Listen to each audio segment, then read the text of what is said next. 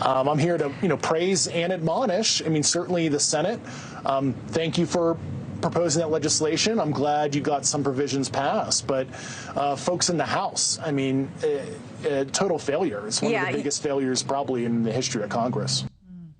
Well, now to a new exclusive interview with UFO whistleblower David Grusch. Remember, he first went public with us about claims of a UFO crash retrieval program in a NewsNation interview earlier this summer. So now in a new interview, you saw that there with our Elizabeth Vargas, he is hitting back at Congress for what he calls their lack of transparency. Tom Dempsey joins us now to explain. Tom?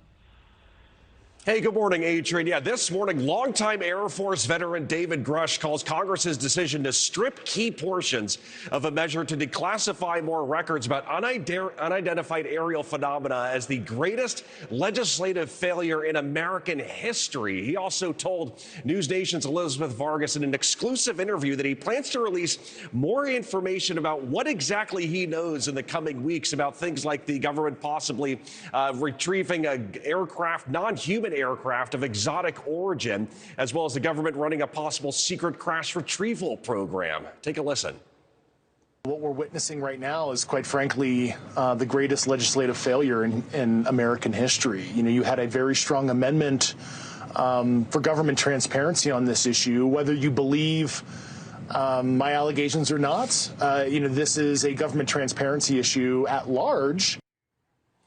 Now, after speaking with NewsNation this past summer, Grusch testified in front of a House committee about UAPs being a national security threat. But with lawmakers facing more calls to disclose classified records about UAPs, key portions of a measure to do just that got stripped from the annual defense spending bill, including a requirement to form a 10-person panel chosen by the president to sort through records to possibly declassify, and another granting the government full possession of all recovered non-human technology currently kept by private entities like defense contractors.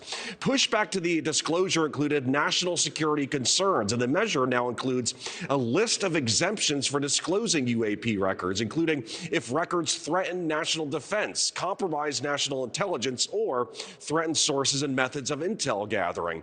While this change frustrated Grusch, he told NewsNation's Elizabeth Vargas that he plans to release more information soon about what exactly he knows. Well, I couldn't be very upfront about my firsthand knowledge until recently. I got some other security approvals through the prepublication and security review process. And I did have some firsthand knowledge of some specific parts of the program. I'm currently drafting an op-ed that I'm going to release in a few weeks, and I will be discussing what I actually do know firsthand.